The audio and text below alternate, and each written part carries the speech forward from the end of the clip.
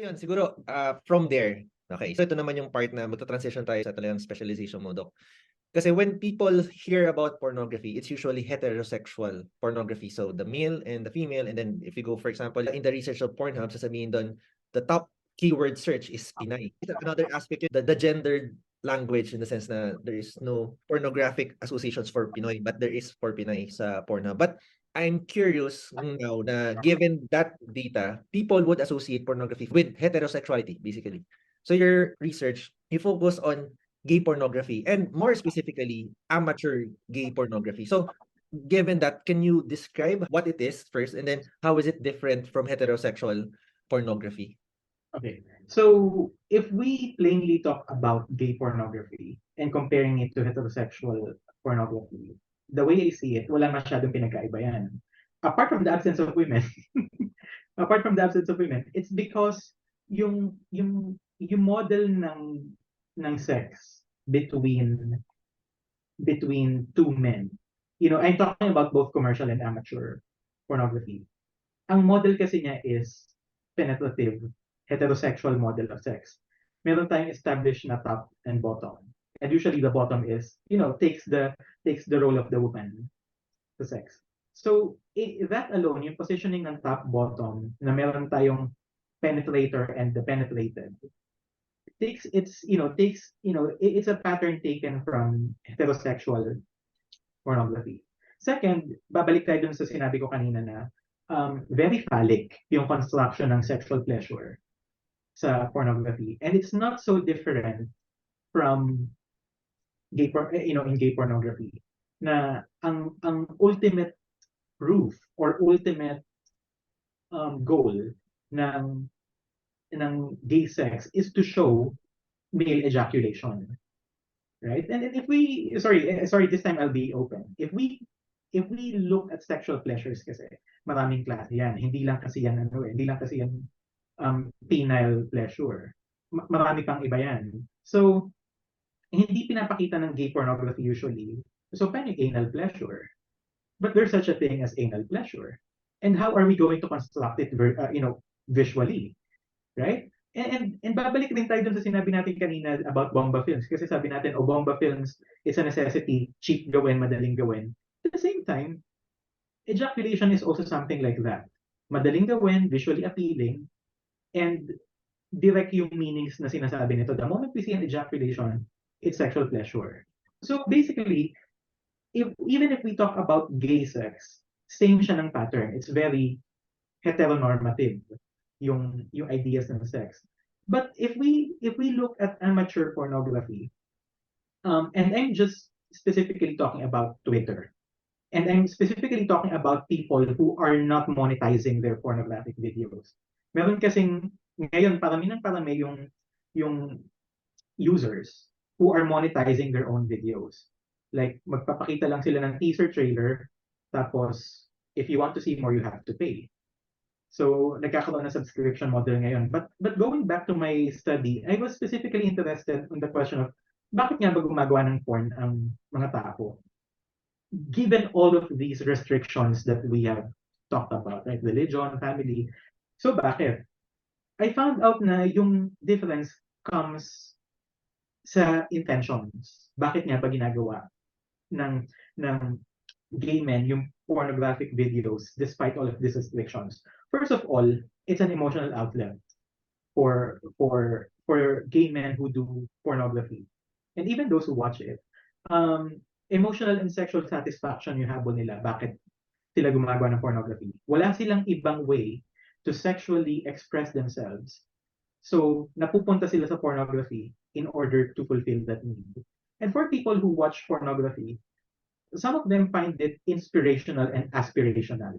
One case that I can say is merong isang pornographer sa alter community before. Right now, inactive na yung profile niya, but he used to be famous before. HIV positive siya. And, it's something na HIV is, carries very heavy stigma. Right? And for us to see someone who is HIV positive, enjoying his sex life, like, enjoying his sex life, to the fullest. is very inspirational to other people who are also, who are also living with HIV. So I actually read comments before, hindi ko lang na screenshot, but there are comments before saying na um, your sex videos, hindi lang siya erotic for us. It's very inspirational because it gives us hope na kaya namin bumalik sa dati. Na we can enjoy sex life in ways na normal HIV-free people can enjoy it.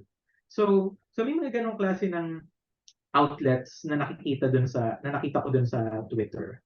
Yung iba naman, for the makers of pornography, they specifically use pornography as a way of negotiating their sexual identity and their gender identity.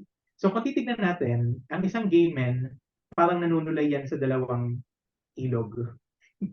Yung isa is yung private desires nila, private gay desires to be, to be intimate and to have sexual relations with another man. The other one is yung more public life nila as straight-looking, heterosexual-looking men. Kasi nga, most of these gay men that I interviewed are closeted. So, marami silang kinakaharap na roles and expectations na impose sa kanila ng families and workplace nila. In one of my, in my thesis and in my research, meron akong isang participant who was, hindi niya maamin sa pamilya niya na he's gay. Kasi panganay na lalaki siya. So, alam mo yun, he was sent to work in Dubai to earn for his family. Pero syempre, hindi niya maamin sa family niya na he's gay. Kasi that will magagalit sa kanya yung family niya, baka mawalan siya ng trabaho, magugutom yung family niya. So, nagiging outlet nila yung pornography to negotiate that, this tension between their sexuality and their gender expectations. So, yeah, nagkakaiba siya sa intentions on how or why people do and consume pornography. This Also, I'm not sure, sorry? actually yun yung magiging next question ko. So you're specifically talking about the amateur because yung pag sa talagang institutionalized, the motive changes because it's industrialized. Pero in this case, what the creators, specifically what we're from the perspective that we're taking is from the perspective of the creator. And then whoever consumes it, they find it aspirational, inspirational, no? So parang nangyayari, specifically you're talking about the amateur content. Right. Okay. Tapos question, Doc, kasi specifically yung when you say gay, does it mean gay men, 'di ba? I mean you mean gay men. Right. So I'm curious, pag pumunta ka naman sa gay women, would it still be phallic centric in the sense that the end goal would be the ejaculation, or is it something also different, or your study doesn't cover that anymore? My study doesn't cover that anymore. Although I would say na in both cases, whether it's gay women and gay men, merong ibang dimensions yung sexual pleasure in this case. So I'm just not sure about queer women's construction of sexual pleasure. But certainly for gay men, medyo mas complex yung dimension ng sexual pleasure. So given that, no, if gay pornographic patterns are analogous to heterosexual patterns, would gay female pornography be analogous also to that heteronormative pattern? Una yun nga, yung phallic-centric, and then yung the way sex is displayed. Hindi siya penetrative kasi there's no penetration. I mean, I don't know. Pero, I mean, I would assume na hindi penetrative yung sa female. So, I'm curious lang that na. I know there are female pornographies na penetrative yung highlight ng sex. Oh. It's just that yung penetration, of course, has to happen with other materials. So may aid ng toys, for example. But it happens. Yung curious part ako doon, yung basically the semiotic part of it actually, yung na Right. tipong parang kung merong akong narrative, 'di ba? Similarly to what you said. Parang may narrative introduction, and then merong rising action, then may climax and catharsis, which is sa heteronormative and yung gay. It's the ejaculation. Pero curious ako na kung sa female ganun din yung pattern of the Not narrative. Sexual pleasure. Oo. Yung package sexual pleasure. Um, Baka ganun din. So, I mean, I'm just saying in some cases, pwedeng ganun. Mhm. In some other cases, pwedeng hindi. But that one, hindi ako sure because that's not, it's not covered by my specialty. So given that, Doc, no? So the language that we're using, medyo demonstrative, medyo graphic. Kung ita-transition ko purely siguro on photographic terms. In terms of the aesthetics of, I mean, the photographic aesthetics of gay pornography, ano yung aesthetic judgments that how do you describe it? You mentioned before na there are markers, may identity markers na tinatanggal because part of that negotiation on the public and the private, yung tension between the two ilog, na Hmm. they want to explore, they want to demonstrate, they want to set themselves free to a certain extent, express it through the content, and yet they have a public, they still have they want to keep anonymity in terms of their Right. identity. So given that, ano pa yung ibang markers that would differentiate or would characterize siguro yung gay pornography? Um, Actually, not gay pornography. Ang magkakaroon ng markers dyan would be yung Ah, amateur yung amateur pala, versus sorry. professional. So yung amateur would usually, I mean, because ngayon medyo malabo na rin yung distinction between amateur and professional. Ang daming yung kahit nga hindi pornographers kahit mga influencers, di ba? Sobrang polished nung productions nila. And even sa pornography, maraming gumagawa ng self-made pornography na, they use expensive cameras, they employ professional editing, meron silang staff who are doing the shooting. May mga ganun na ngayon eh. But in terms of, yung what we really know as amateur na nangyayari lang sa kwarto, sinushoot using cellphone, yung mga visual markers niya would be, number one, low res yung image. Malabo yung image, very grainy, poor yung lighting, um, hindi hindi siya multi-camera setup, di ba? As much as possible, long shot siya to not just to hide yung faces but also to highlight yung or to cover yung entirety ng bodies engaged in sex. Um, hindi lang siya limitations ng ano available na technology but also because maraming pornographers from before wala silang technical skills to wala rin silang access to technology to make professional grade um, productions.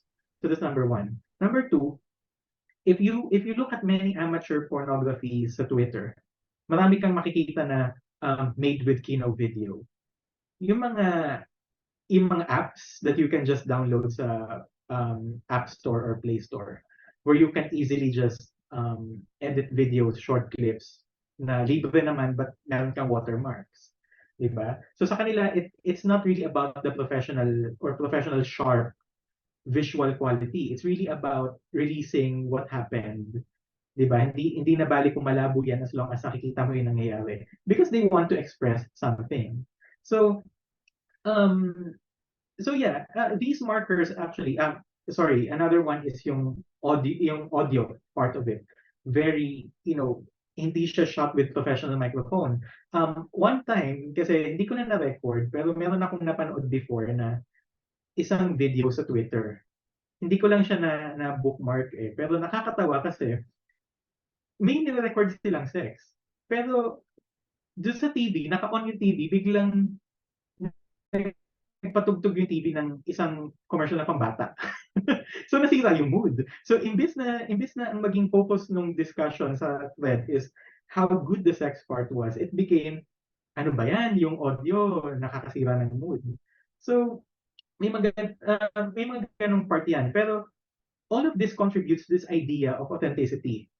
So, how authenticity is visually and orally constructed in videos na it's real kung hindi siya professional looking. That it happens in real life, it is if it was shot with prosumer grade technologies. So in terms of amateurness and authenticity, nagkakaroon ngayon ng dimension na authentic or totoong sexual pleasure, sexual activities yung nangyayari. Kasi visually, hindi siya professionally made.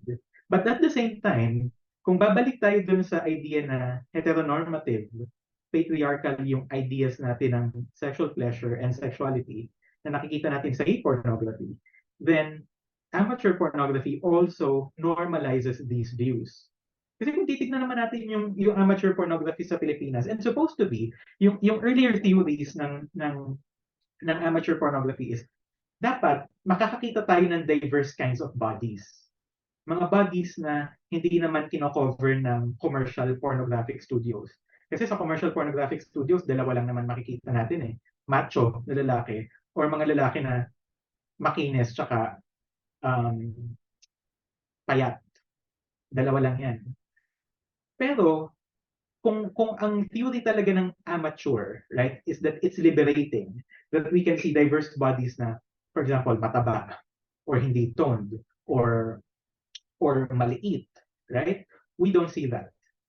We don't see that. And naging outcome ni amateur pornography, the way I see it sa alter community, kinokopya niya yung bodies that are being produced in professional pornographic studios.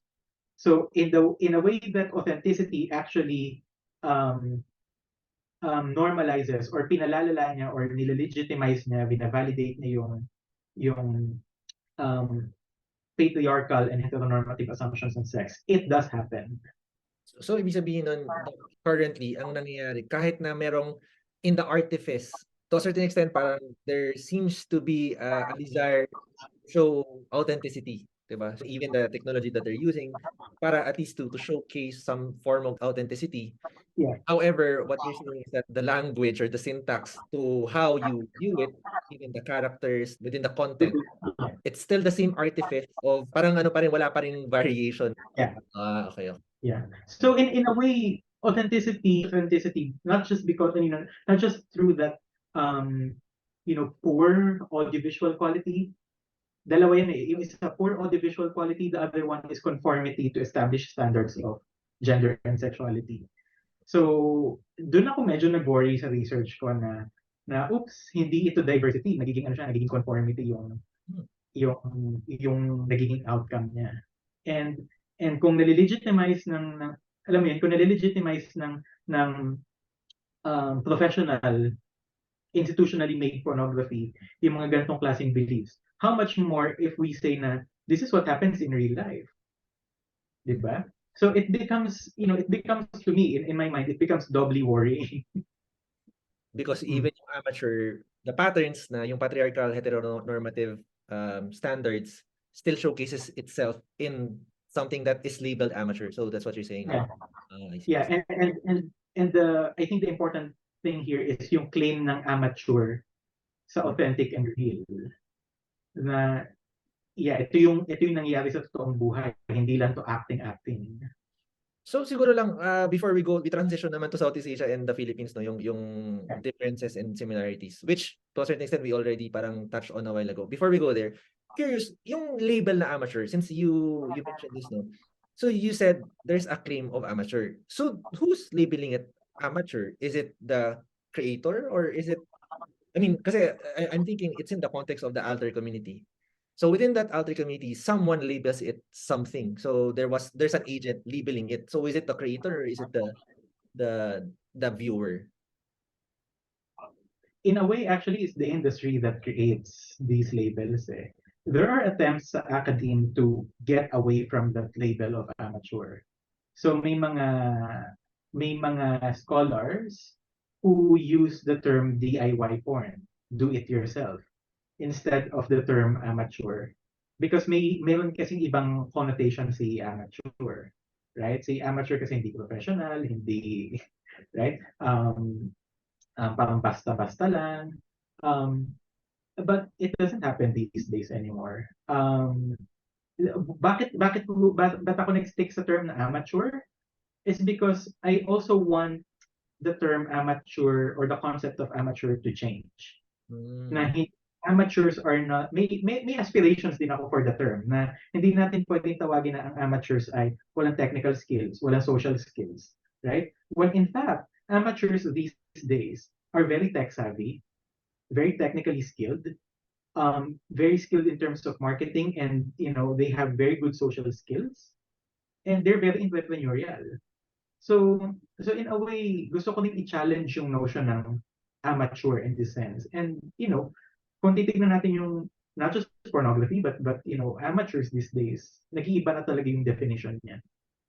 Tapos na-notice ko dun sa the way you explained it, parang for you, the word amateur, at least in your paper, no, parang it's not just something that is descriptive, na meaning there are markers that would be associated to something that's amateur. To a certain extent, what you're saying is that hindi naman siya prescriptive, pero sabihin it's aspirational na probably yung amateur could be something that is well-made. Yun na lang siguro. So that's something that's well-made. And when I hear this from you, Doc, it feels like you see it, you see this specific content, which is gay amateur pornography. The way you describe it, parang you see it as something that should be aspired for and to be promoted, and something the community should work towards to na mag-improve.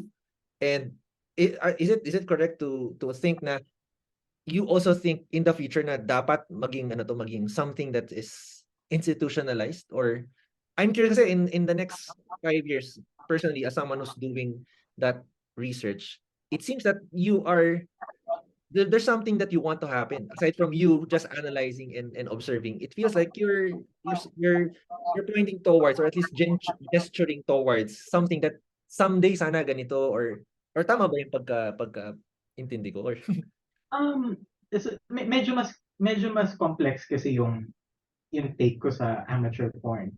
You're correct in saying na in a way it's aspirational and inspirational, because for so long gay men have we lived our lives na wala kaming outlet. We don't have any place or collective or community to call our own. Of course, may barkada sa school, right? Merong mga kaibigan, mayroong annual na pride parade, pero most of our lives are spent na parang we have to conform to heterosexual standards of masculinity. We have to pretend all our lives. So in a way, although hindi ako gumagawa ng pornography, but I have stayed in the outer community for like 6-7 years as someone who just lurks there. It's meaningful to me because doon ko nakita na pwede tayong bumuo ng community wherein we are in touch of our sexual identities in our everyday lives. Na pwede natin siyang ma-express hindi lang sa pride parade, na hindi lang sa special occasions, but in our everyday lives. Whether nakikipagkwentuhan tayo about sex, or we just talk about issues that are plaguing the gay community, very meaningful siya, even for someone who just lurks in the community. Very meaningful siya sa akin. But at the same time, worried din ako dun sa sexual politics that's happening within, or the gender politics that's happening within. Kasi, like what I told you earlier, very prized yung notion ng conformity sa established heterosexual ideals of masculinity. That's why, kung titignan natin, ang dami-daming pornographers dun sa outer community, macho, right? The way they vocalize sex is very violent, right? Like, I mean, it was part of my thesis and part of some of my publications na tawang-tawa nga iba kong mga kaibigan kasi yung description is winawarak, right? Or paduduguin. But these are violent terms, right? These are violent terms na if we look at sex as something pleasurable, why does it have to cause pain? Right? Why does it have to take on this destructive language?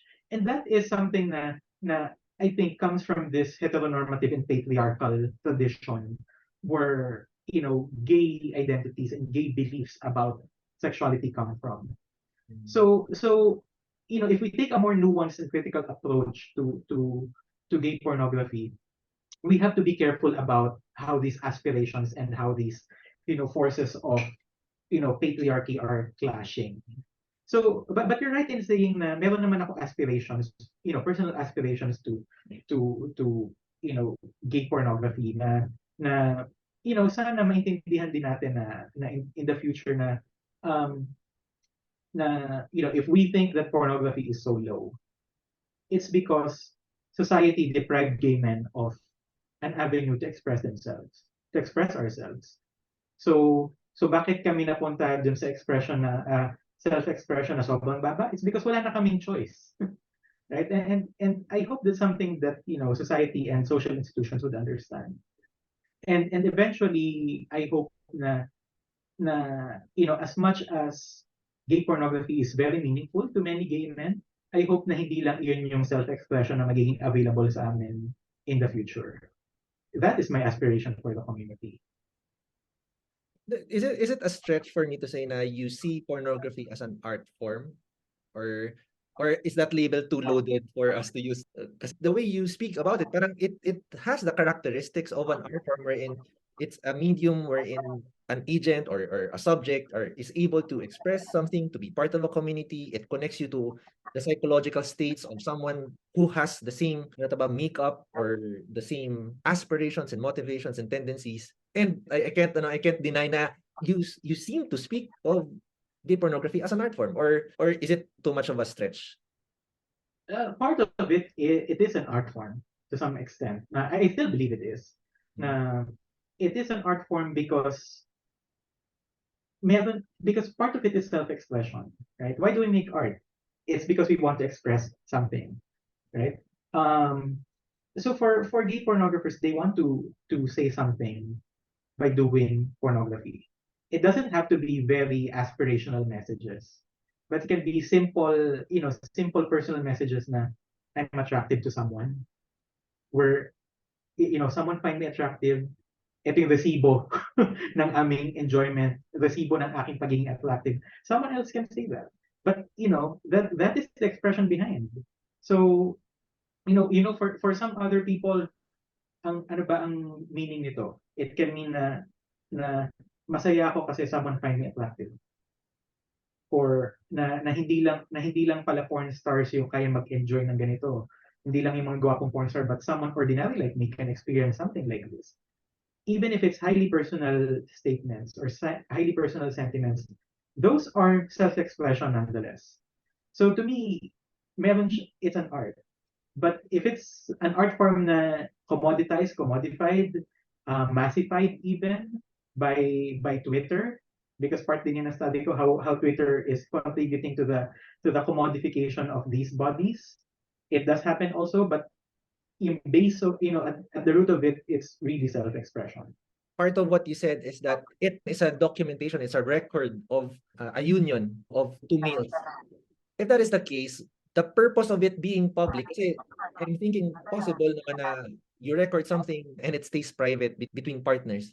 The motivation for it to become public because someone or a content creator wants to express it publicly. But as you mentioned, possible din kasi na nako-commoditize siya. So the reason or the motivation of making it public aside from expression is really to earn. Tama ba? Gain attention mostly. Gain attention. Okay. Yeah, because one of the for the lack of the better term, benefits ng anonymity and the social media is that you can create a completely new identity that you can actually disown when push comes to shove. May mga ganyan kasi akong na-interview na so why do you upload it to social media? And then some of them would say na they treat it as like a life diary. Na it's an ongoing diary of my gay persona. May mga nagsasabi nun. May mga nagsasabi rin na ina-upload ko to kasi gusto ko ma-enjoy ng ibang tao yung nafe-feel ko. May nabasa akong ganyan. So in a way parang meron siyang community service side na I'm doing this for the service of the community. But meron din talaga na they upload it because they want attention. Now, yes, they want to share, what happened to the community, but at the same time, they want to get attention. Na, kaya nga one of my, a few of my studies actually dealt with this notion of seriality. Serials bakit yung porn videos na upload sa Twitter ng part 1, part 2, part 3, part 4? Bakit hindi isang bagsak lang, or bakit hindi i-squeeze into 2 minutes lahat ng nangyari, right? Why does it have to be split in several parts? And according to one of my interviewees, sabi niya, mahirap kasi mag-economize ng sex videos. Hindi ka naman araw-araw makikipag-sex. Meron ka namang responsibility sa buhay. So, in a way, sa kanila, gusto nila, I mean, he told me, I want to get more followers. I want to get more followers. So, to economize yung limited sex videos na meron siya, i-upload niyan, part 1, part 2, part 3. At hindi lang yun. Meron pa siyang mga in case you missed it, or mga 3 months after, meron siyang throwback. Yeah, 3 months ago, I had sex with this guy. Mga ganon. Pero pag tinanong mo sila, pero hindi ka naman kumikita, but why do you want followers? Diba? What they found out is that very flexible or fluid yung understanding nila ng fame. Kasi, ito yung napansin ko if we will look at other kinds of influencers, gusto nilang sumikat for the sake of being famous. Right? Pero meron din namang aspirations yan. Pero mostly yung aspirations is, they will live the life of the rich and the famous. Yun yung nasa ibang influencers. Pero yung mga porn makers, nung kinausap ko sila, bakit mo ba gustong sumikat? And they said, because that's the way I feel na I'm accepted. Pag nagkakaroon ako ng followers, I feel that I am accepted by the community. Some people find me attractive, and that makes me feel nice about myself. Kasi nga, we have to read it in the context that a lot of gay men have to live our lives denying our sexuality, our sexual identities. So here comes Twitter and the alter community na we can feel na, we get likes, we get retweets, we get followers. It means that we are doing something right. It means that some people find us attractive. Some people find us, wants to, not just want to have sex with us, but wants to get in touch with us. So hindi rin pala siya na iiba, I guess. Ako, alam mo ba, pag nag-post ako ng something that I did, I mean something banal, like for example, kumain ako sa isang steakhouse, hindi naman araw-araw for me to eat in a steakhouse. Or for example, for me to upload a profile of me na birthday ko. For me, I want to see people like it, and it's not necessarily sexual, but I would agree in contemporary visual culture, acceptance and status and recognition and appreciation somehow is condensed in that, like, diba? In that, diba, yung ideogram, kung ano man yung ideogram na yun, na it's a star or a like or emoji, diba? Na parang na-condense yung konsepto of acceptance. Acceptance, exactly. Yung acceptance na parang pag sabihin natin, di ba, nag-talk ako halimbawa, so pupost ako ng nag-talk ako. Minsan, naisip ko, ba't wala nagla-like, di ba? So, siguro similar din, no? Similar. Siguro lang medyo dahil nga ang difference would be it's a bit more graphic in the sense na it's pornography pa rin, di ba? I mean, it's a sexual act. So, pero siguro yung fundamental concepts of acceptance is still the same, I guess. Yeah, yung fundamental notion na nagko-collapse or nagko-condense yung acceptance into simple images or simple reactions. Yes, it's there. I think what differs is yung konteksto in terms of how this acceptance is being, felt, construed, interpreted. Na, for gay men who are doing pornography, na yun lang talaga yung naging place or opportunity for them to feel na may nakakatanggap kung sino sila.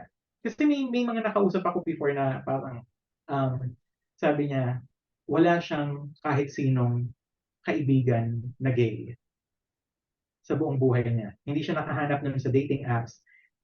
Hindi siya nakahanap na sa trabaho kasi sobrang discreet niya. Hindi siya nakalapit sa ibang queer men, nakilala ng family niya kasi baka mapagkamalan siya na queer din. So, dun siya sa alter community nakahanap ng mga kaibigan. Pero nang tinanong ko, so sino ba itong mga kaibigan na to? Sabi niya, some of them followers ko. Tapos nag-catch up kami. So yeah, merong sense ng acceptance, may sense din ng community in a way. But we also have to be careful, ano ba yung foundation nitong acceptance na to? Kasi like what you said, di ba? Parang, bakit wala nagla-like ng iba kong post? Right?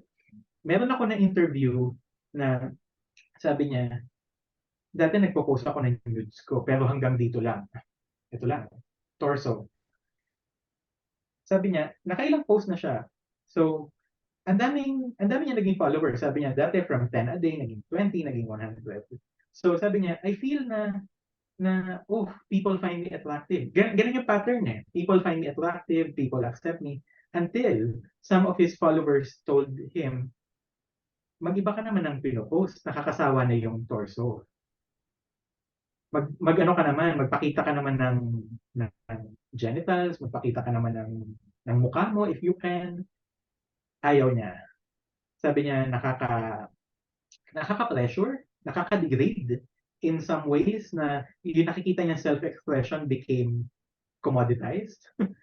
And then sabi niya, he refused or he tried to resist the pressure hanggang sa nabawasan yung followers niya. Siguro din to qualify, no, yung kaninang sinabi ko rin na, for example, ako, pag nag-post ako sa Facebook, kung konti, siguro mag-iisip ako na bakit or ganyan. But nevertheless, okay lang, chill lang. Pero kung sabihin natin, you mentioned that for a gay man, that specific content is not just, it means more.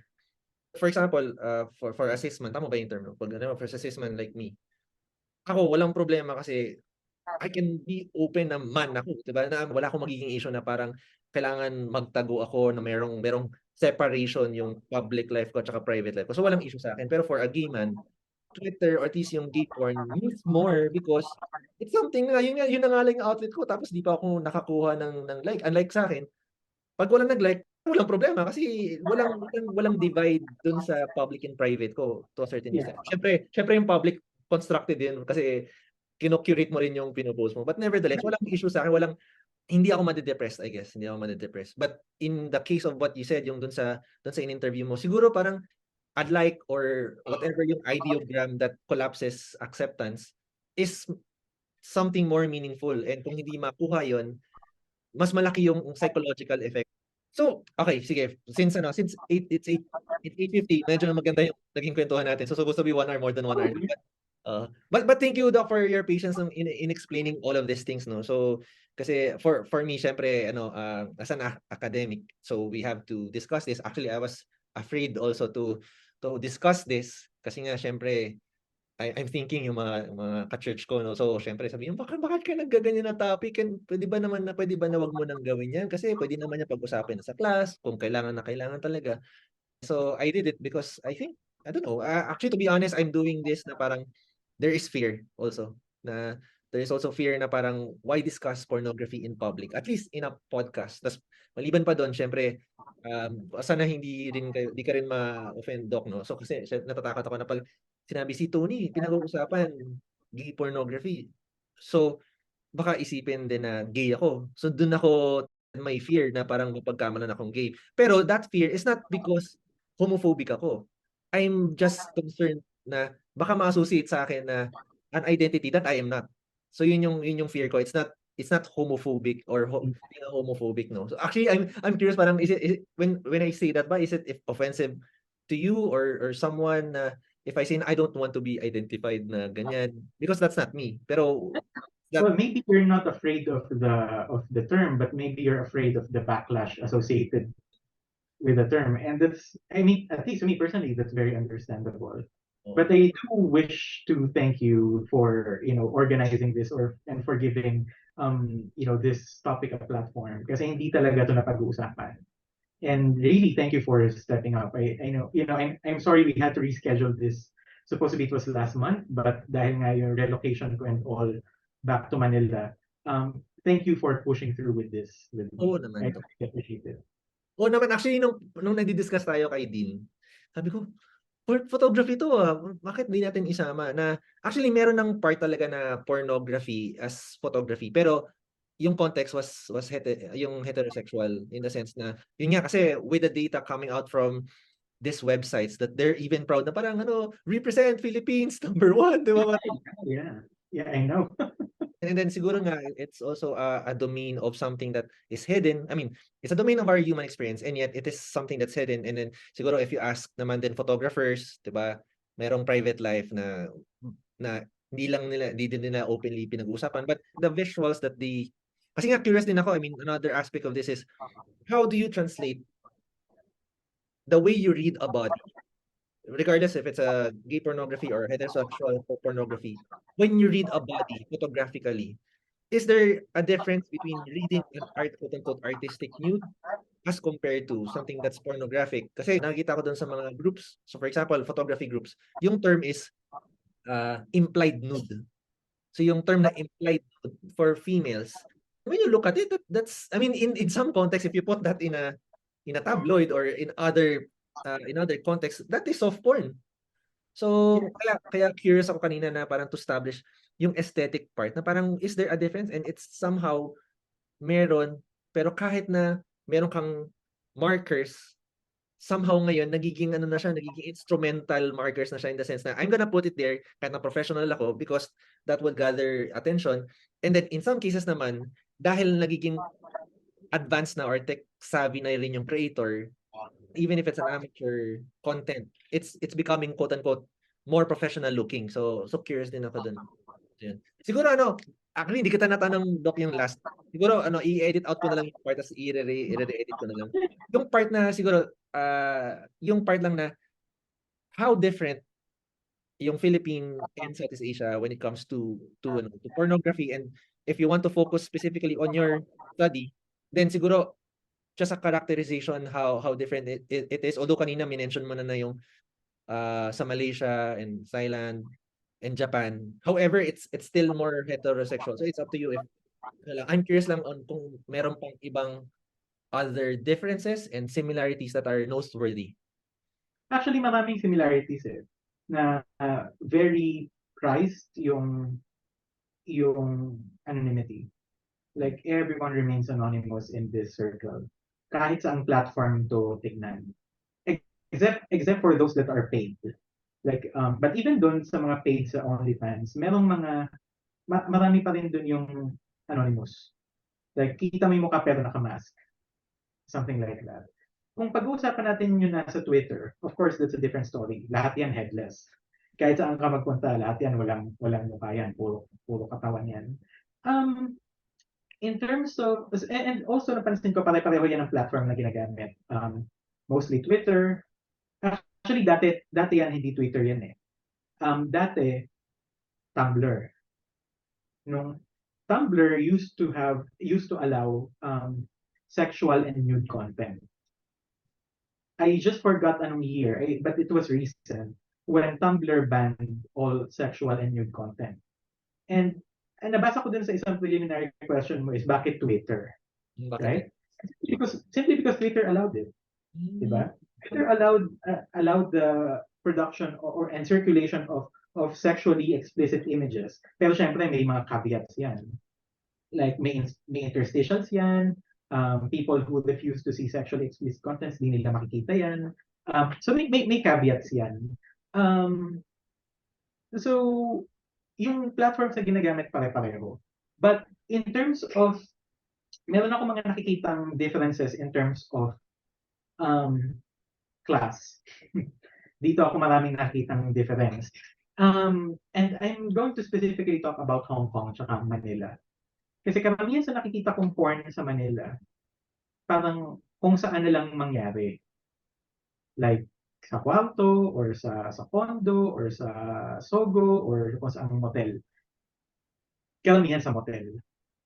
And you can see yung impact ng visual quality pag sinot natin yung video sa motel. As in, kita mo yung furniture, alam mo, di ba, ordinaryo, very nondescript. Yung ilaw, hindi maganda.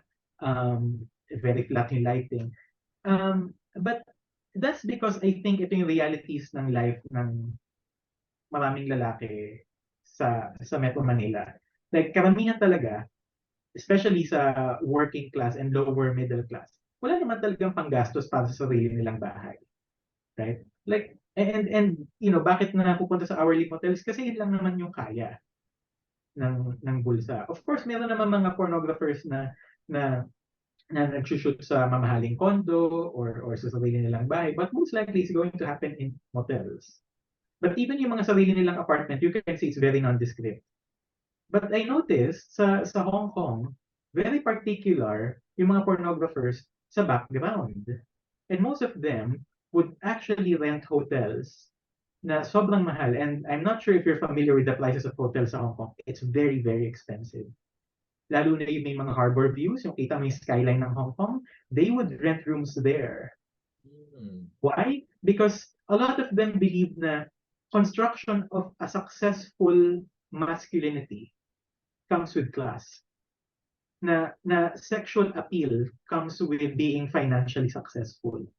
Na Interesting. I'm at the top of the ladder, I'm at the top of the pyramid because I can afford these things. Parte ng allure and sexual appeal nila na mayaman ako, I'm successful, I'm cosmopolitan. Therefore, yung sex na ipapakita ko will have to happen in these expensive spaces. Hindi katulad sa Pilipinas na, sige na, ipakita na lang natin kung saan mangyari because this is what we can afford. But also our notion of I guess yung notion natin ng masculinity in terms of pornography is much more compartmentalized. Na hindi natin i-magnify yung masculinity by asking ano ba trabaho nito, 'di ba? As long as kaya nito mag-produce ng magandang porn video, that's it. Hindi natin pakikialaman yun na ano ba to, financial manager ba to? Saan ba office ito? Ano ba ang trabaho niya? We never cared about that. Although I know some pornographers in the Philippines who consistently say what their jobs are in a way to add more allure to their persona. But it doesn't mean that alam mo yun, minimension nila yun to signify class. Doesn't have to be that way. It's just really more apparent sa Hong Kong. And to some extent actually sa Taiwan as well. So parang naging ethnographic din pala yung study mo, Dok? Kasi 'di ba parang the visual artifact, the cultural art, the visual artifact becomes a cultural artifact in the sense na you can see the differentiation of attitudes in terms of even yung standards of wealth and what is beautiful and what is um, uh, ano ba ito, yung nga, what's aspirational. So parang nagko-collapse na siya dun sa even this kinds of content becomes ethnographic and cultural. So interesting interesting yung study na yun. So yun. So with that, Doc, so medyo napahaba. So pasensya na napahaba, no. Pero yun, I would like to again sobrang thank you for taking the time na busy ka ngayon sa Hong Kong and yet and it's a Sunday, you took time na mag-guest, no. So any last words? So bago parang showbiz show sa Pilipinas, no. May last words ba kayo to so So for me, two last things. First is I sa akin sana mag-blossom yung not really the study on pornography in itself. I mean, sure, masarap sana kung meron akong may inspire na mag-aral about sexually explicit media sa Pilipinas because it has a rich history, it has a rich culture na hindi pa natin naiintindihan so far. So that's one na sana it becomes more accessible academically. Second is I do want to thank you for organizing this. I really enjoyed our discussion and you gave me a lot of questions na hindi ko pa naiisip before, and it's very thought provoking, and I will end this meeting having lots of questions to reflect on. So thank you very much.